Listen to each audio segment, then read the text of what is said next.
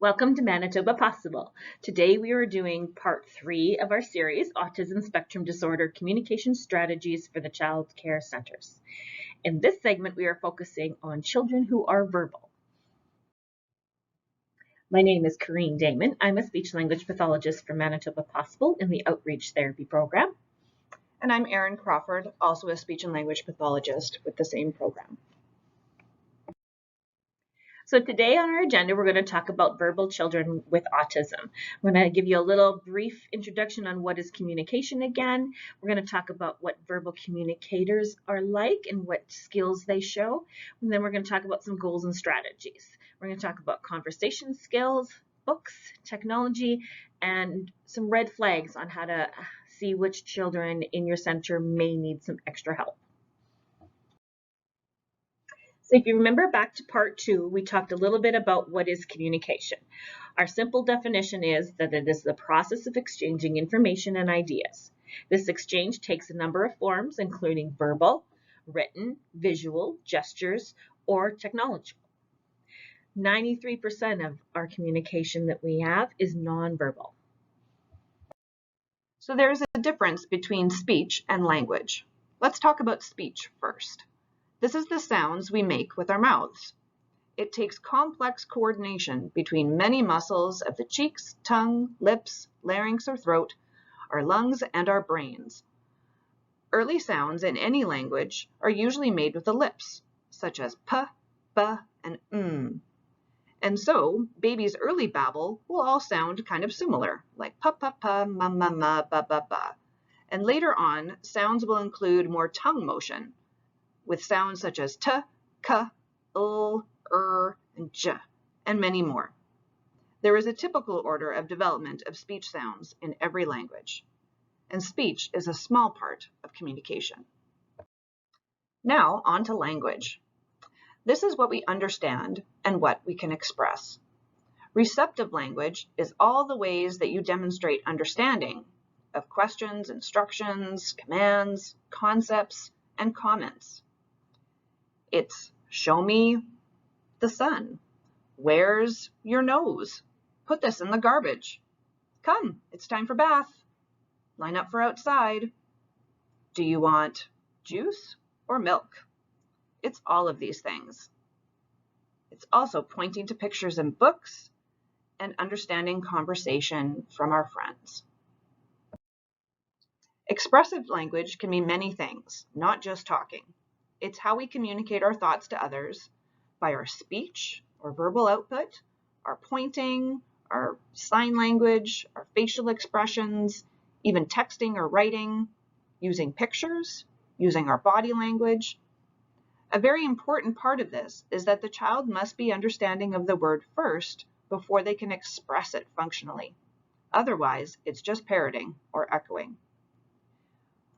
We can develop the expressive language skills of our kids in our center by modeling phrases that are just a little bit more complicated than what the child is currently doing. So if they can say more juice to you, you can always model back to them, more juice please, or I want more juice, or can I have juice? All of those would work. How we use speech, receptive language, and expressive language in social ways is what we call pragmatics. This is the how of conversations. It is really nuanced and complicated and very mixed up in our cultural customs as well. Children with autism spectrum disorder have an especially hard time recognizing these rules of language use, so they may come off as a bit odd or awkward even if they can talk in full sentences. It is the greeting and requesting, the labeling, the commenting, and it also includes knowing how to start, how to keep a conversation going, and also how to end a conversation appropriately. So let's take a look at what communication looks like for the early stages of our verbal communicators. This is when they are beginning to connect socially. So last segment we talked about building engagement. Now we have it. At this stage, children are communicating for a variety of reasons. They may be requesting, they're starting to answer some simple questions, they're commenting and showing you things to see and look for your response. They care what you think and will wait for your response. They are getting better at joint attention. They're shifting focus from one activity to you and back to the activity again. And they are starting to use more words and phrases to communicate in addition to their gestures. They may repeat words or short phrases that they have heard before. This is known as echolalia. Many of you have probably heard that phrase. This can be either delayed or immediate. So delayed echolalia would be something that they've maybe heard on a video or a TV show or a song that they've heard before. It could be several days before or even longer. Immediate echolalia is when they imitate things that they've heard right after they've heard it. Later on, our verbal communicators start to use more phrases, more sentences, and they become longer sentences. Many of these may be scripted or echolalic. So for example, when a child gets hurt, they may use the phrase, "Are you okay?" instead of saying, "I'm fine" or "I'm okay." This is because what they've heard over time is whenever they get hurt, they hear you saying, "Are you okay?" And this is what they're going to remember. So they've learned it as a chunk, and this is what they're going to say back in that situation. Another example is knowing when they need to say, "I want milk" or "I want juice." They may learn this as a chunk and not necessarily know how to split those words up and build new sentences. That's what we know as scripted and echolalic. With scripted sentences, you may hear unusual tone or volume when they're talking as well. So they may not have that natural up and down intonation as we talk. They haven't learned how to do that yet. They are beginning to follow more routines and directions at this stage. And the stage can be very deceiving because with an increased use of sentences, it does not always mean that they're understanding what they're saying. So if they're memorizing sentences and repeating them back, they may just be repeating the chunks that they've heard and not necessarily understanding what it is that what words they've put together. Conversational skills are often still a challenge. So knowing how to appropriately introduce a topic, keep it going, or ending it can be a challenge. They may be restrictive in the topics that they can talk about and unable to follow what others want to talk about. So there's some common goals that we usually focus on at this stage. As they start to begin to use more sentences, we're starting to increase the variety of sentences that they use. We want them to increase the variety of play and use some more play sequences, increase the number of partners and variety of partners, and even play in different roles. They're going to start to improve peer interactions. So we want to teach them turn taking, and we want to increase the length of the interactions that they're having with their peers. We also want to improve those conversational skills. So those are the skills like beginning the conversation, ending the conversation, and keeping it going for an appropriate length of time. So how do we encourage more complex play and communication? For our kids with autism spectrum disorder, they often have intense interests in just perhaps a few toys and may play with them in an unusual way. And unfortunately, the other kids in the center might not want to join in that kind of unusual play with that child, or the child with ASD may prefer to play on their own. So we adults in the center can work on encouraging them to explore new areas in the room. We can make it a mini routine by offering first, then. So first, let's do a non-preferred or a new activity. Then we'll do what the child really likes, but together. So for a child that never does any coloring or crafts, but loves Lego, we could work on first color, then Lego. And really get yourself in there on his level to model this new play over and over, which leads to turn taking. You model, then wait, then offer the time to try it themselves after seeing you do it. We're going to model the language needed. My turn, your turn, perhaps while even tapping on your chest and their chest or their arm. We're going to wait, we're going to watch, take his turn, and then we're going to watch them take their turn and watch us take our turn. Let's watch together. Keep the turns short to start and increase the number of peers as tolerated. The complexity of the game can also increase. So we can start with simple games like passing a ball or rolling a car back and forth. We could do target practice of various kinds, like throwing a ball or a beanbag into various containers. We could work on building structures together. We could work on pretend play and changing the roles. You be the cook first. Oh, now it's Jimmy's turn to be the cook, and you wait for the food. And then lastly, you can also work on board games with rules. And this is a great way to take turns as well. And once the child has been able to take turns with other peers, you can work on board games with several kids.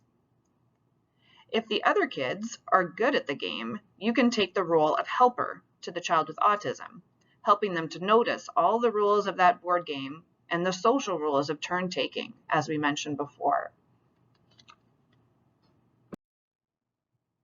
So let's talk now about increasing variety in sentences and in the play that we do. Our advice is to really get right in there, join in the play, be more animated, a little bit louder, a little bit more excited, as many kids with autism need exaggerated emotions from others to pay attention to those emotions better. Often, ASD kids' play is very rote, very repetitive, so it's our role as adults to model the new ways of playing with the same toys that they love.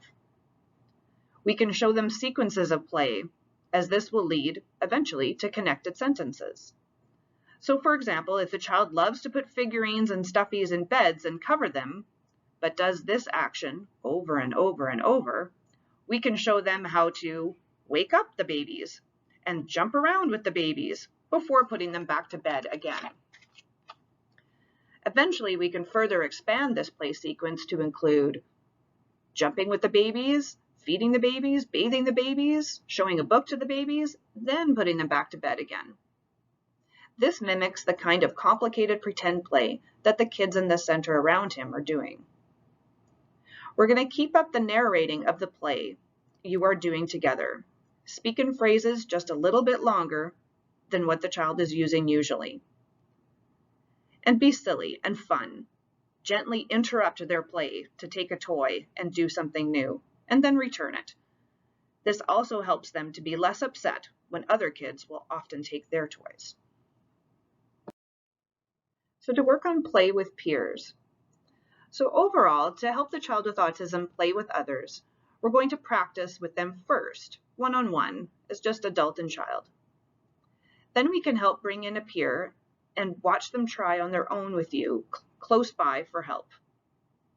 You can jump in there as needed to help explain, suggest, and model the language that the autistic child needs to continue the play. Also, we'll be modeling phrases for the peer too, to help them know how to talk to this friend. And of course, when it's going really well, just take a step back and observe. Maybe take a photo for parents, as they love getting those kinds of happy updates.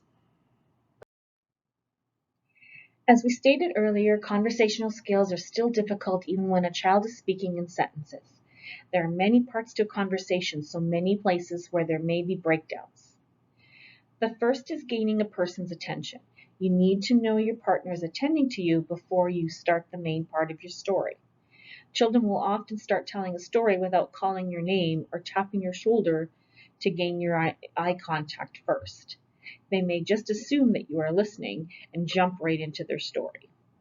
We need to teach them to call a name and wait for a response before starting the story. Once they have your attention, they need to know how to start the conversation appropriately. I see many children jump into the middle of a story assuming you have the background information. For example, a child may come to you and say, "Harry hurt his foot." You may be wondering, who is Harry and how do you how did he hurt his foot? With further prompting, you realize that Harry is their dog, and he stepped on a rock that hurt his paw when they were on vacation last week. Once the conversation is started, it can be difficult keeping it going. Some children may say one sentence about a topic and then move on to the next before elaborating on the first topic. They need models on how to say two things about a topic and then improve from there. Ending conversations can be abrupt for children as they may just stop talking and walk away. There needs to be closure to a conversation. Think about when you're talking on the phone to someone, you usually wrap it up by saying, "I should get going," instead of just hanging up on them. If we did that, we would find that very rude if somebody did. So now you have the beginning, middle, and end of the conversation. You need content in the middle, which may include asking and answering questions. There's a hierarchy of questions that get harder and harder when they become more abstract. Where are your shoes? Is a much easier question than, what did you have for breakfast yesterday?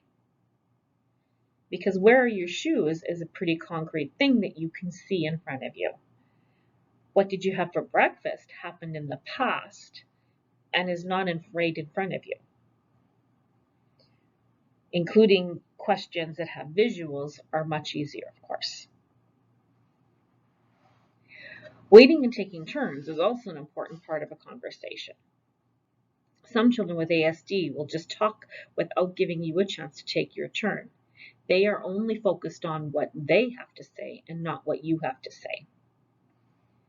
We learn these skills, these turn-taking skills and waiting skills, through play before we learn to do it in a conversation. We learn to take a turn, wait, and pay attention to the person to see if they are going to take their turn. All of these skills take repetition and modeling in order for children to learn.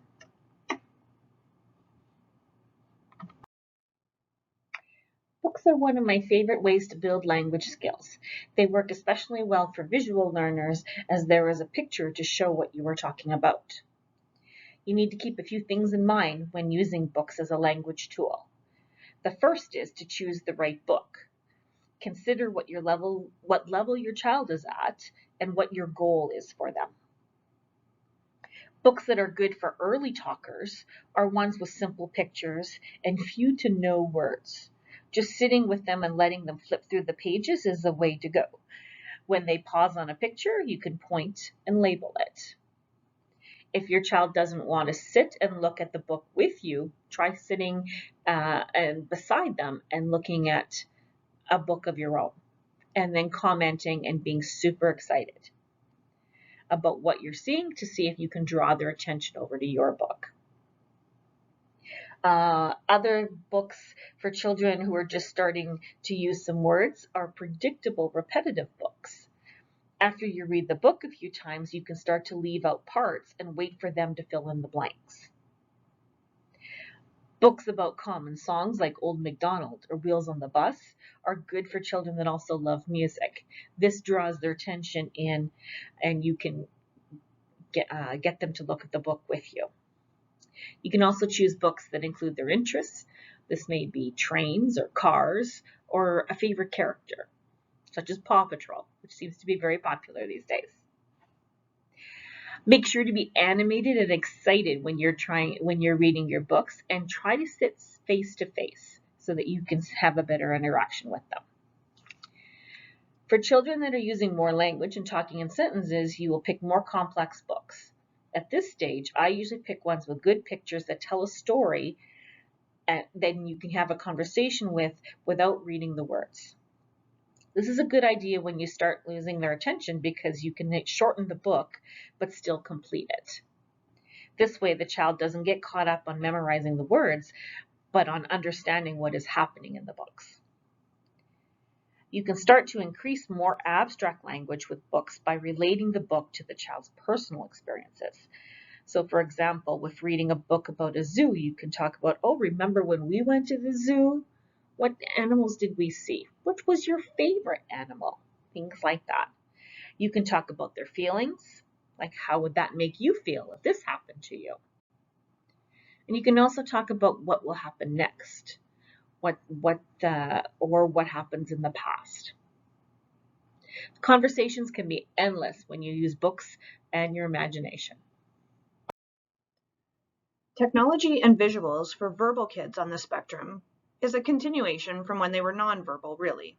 We will still use photos and picture symbols to help cue them for the transitions and the routines of the day, which is also really helpful for the whole room, not just for our kids on the spectrum.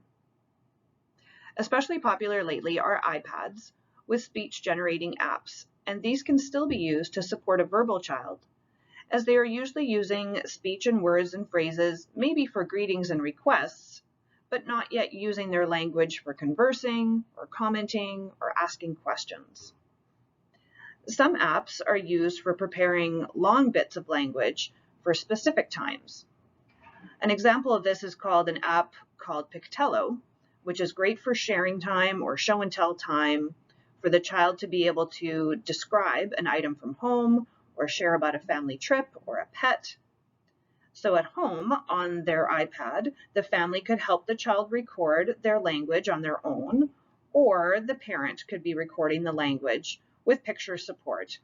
And then this could be presented with the child and a worker at daycare to present to the group. It can be harder to know when to refer a child who is talking some for a developmental assessment. You can certainly ask the speech-language pathologist that comes into your center usually for advice on this. But in the meantime, you're going to look for sentences or phrases that are too short or too immature for their age. They may have unusual play skills, have behavior at transition times, or they may have restricted conversational skills, only talking about their special interest, such as trains, and not much else. You're going to continue to look out for the motor and sensory difficulties too. So you can talk to your supervisor or your director about your concerns and ask them to talk to the parents. And again, if the parents are in agreement, they can go to their pediatrician and ask for a developmental assessment from the Child Development Clinic at the Sky Center. Your childcare center will be asked by the Child Development Clinic to fill out a history or information form and mail it back in.